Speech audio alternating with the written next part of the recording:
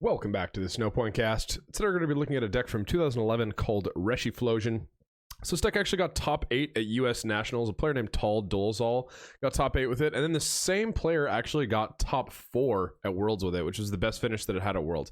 So definitely a really strong archetype, super consistent. And let's get right into it. So starting off with 4 Reshiram. Reshiram's going to be your main attacker in the deck. It's got 130 HP, which is pretty high for a basic. Fire type, 2 retreat, and a weakness to water. Outrage for 2 colorless does 20 plus 10 damage counter.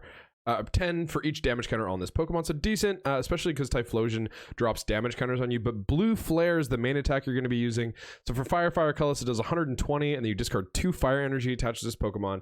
You know, at first glance, it seems like just pretty good, but with some damage modifiers, you're able to one-shot almost anything in the format with some plus powers, or there are some other damage modifiers that we're going to get into as we unfold this list a little bit. But yeah, 120 for 3, especially when you're able to accelerate those fires, is really, really solid, and it's just really consistent damage. So play 4 Cyndaquil, just because you need them for the Typhlosion lines. So 60 HP, fire type, single retreat, and a weakness to water. Beat for 1 energy does 1, and then flare for fire colorless does 20. This will be 2 Quilava. These are kind of a Vileplume counter, as well as just to keep you consistent. So 80 HP, fire type, retains that retreat and weakness. Flare for a fire colorless does 30, and then flamethrower for fire double colorless does 60, and then discard an energy attached to Quilava. But you play these guys to play the Typhlosion line. So Typhlosion is super solid, 140 HP, fire type, 2 retreat, and a weakness to water. Afterburner's the Pokepower, so once during your turn, before you attack, you may search your discard pile for a fire energy card and attach it to one of your Pokemon. If you do, put a damage counter on that Pokemon. So great acceleration, especially with, there's a lot of cards in the deck that help you discard cards, so it's really easy to get fires in the discard really early. And honestly, you just accelerate to the Reshiram and start blowing up your opponent for big damage. So Afterburner, great ability, or power rather. And then Flare Destroy for fire colors does 70, and then you discard an energy attached to Flosion and discard an energy attached to the defending Pokemon. So there are some situations where this can be good, but mostly this is just going to be your support Pokemon. You're going to just be using Afterburner and then using Reshiram, because Reshiram is just a much better attacker. You're also playing a 1/1 Kingdra line. So this is kind of what I was talking about with those damage modifiers with Reshiram earlier. Your Kingdra, the Spray Splash is really solid to be able to drop some damage counters and kind of just manipulate your damage a little bit. So Horsea's got 50 HP, water type, single retreat, and a weakness to lightning. So Beat does 10 for 1 colorless, and then for a water colorless, which we don't even play, so we're not going to talk about, Fin Smack. But you play those for the Kingdra. Play that guy for the Kingdra. So Kingdra has got 130 HP, water type, single retreat, and a weakness to lightning. The ability is the only part that you're going to be able to use on this card. The power, you don't play water energy, you only play fires and rescue energy.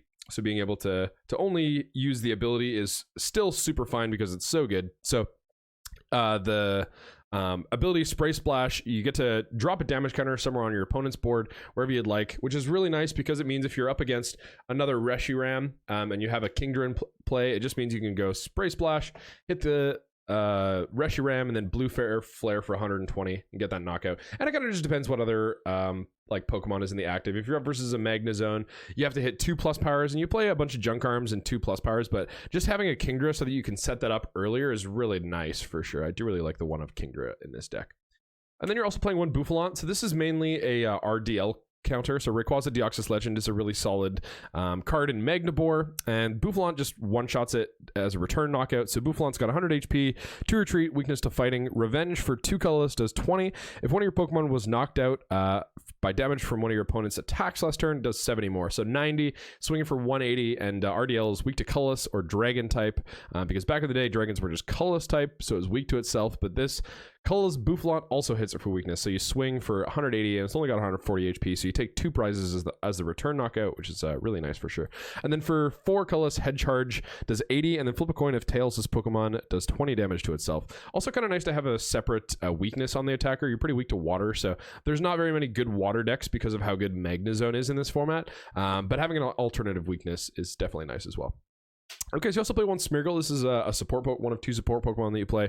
So Smeargle's got 70 HP, single retreat, and weakness to fighting. Portrait is the power on this guy, really solid. So once during your turn, if Smeargle is your active Pokemon, you may look at your opponent's hand, choose a supporter card you find there, and use it as the effect of this power. So just great setup. You're able to find early Collectors or early PONT or early Juniper. It really just depends what your opponent has. Being able to use multiple supporters in a turn is just really good.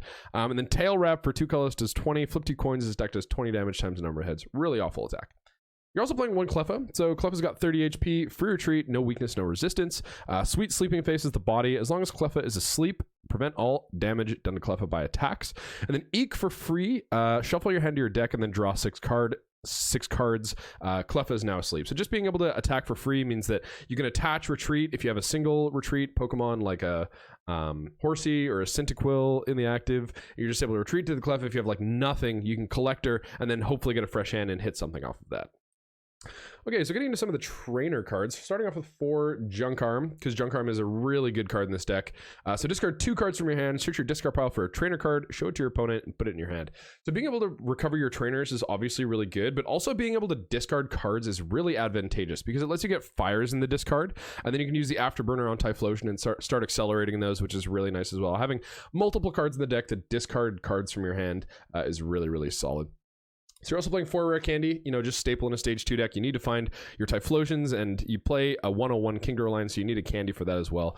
Candy just lets you skip the stage 1 line, so you can just go Cyndaquil if it's been in play for a full turn. You can go Rare Candy and a Typhlosion, which really accelerates your board and helps you keep consistent. You also play 4 Pokemon Communications. So you're playing a fair amount of different Pokemon, and being able to Pokemon communicate a Pokemon back to find another one to set up is really nice, especially depending on your hand, right? Like if you have a nothing and you miss the Typhlosion, at least you can Pokemon Communication for a Quilava, evolve your Cyndaquil, and then hit a Typhlosion next turn, which is really nice. There's also playing 2 Pluspower.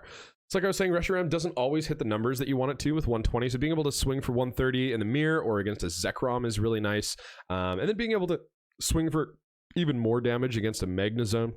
It's got 140 HP, so you do need to hit 2 Pluspowers or a Pluspower and a Junk Arm to be able to KO Magnezone with Reshiram in one shot, and you have to be trading knockouts, especially against Magnabor, otherwise they are just going to steamroll you. So Magnezone is actually a really hard card to get around, to be honest, but having Pluspowers and the Kingdra gives you a little bit more of an out to that and lets you potentially one-shot a Magnezone back, because they are going to be one-shotting you every single day of the week. Okay, so you're also playing 1 Revive, so it's mostly just to get Reshiram back. It can be good for a Bouffalant or Cleffa or Smeargle or something else, I guess, depending on what the board is, but mostly just to recover Reshiram. Taking it from the discard, putting it onto the bench just keeps your attackers consistent. And then you're also playing 1 Energy Retrieval, so put 2 basic energy cards from your discard pile into your hand. Revive just puts a basic Pokemon onto your bench from your discard. I didn't say that, but it was on the screen. But yeah, Energy Retrieval, just great to recover energy. You do have a lot of cards that discard cards, so sometimes you can have too much fire in the discard, and being able to retrieve them is also really nice. Okay, getting into the supporter cards, you're going to be playing 4 Professor Juniper. Discard your hand, draw 7 cards, so obviously very good in a deck that accelerates fire energy from the discard. Not only is draw 7 just amazing, but getting those fires in the discard is really, really clutch.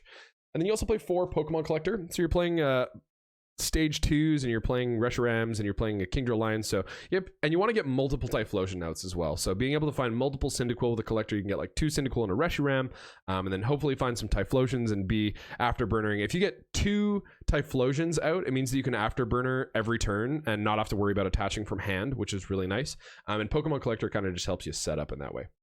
You're also playing 3 Sage's Training. So Sage's Training, look at the top 5 cards of your deck, choose any 2, put them in your hand, and then discard the other card. So another card that just discards cards from your deck, being able to get those fires in the discard, super important, but also being able to find combo pieces is really good. Like if you're missing a Rare Candy, Sage's digs for 5, and hopefully you can find a Rare Candy off that.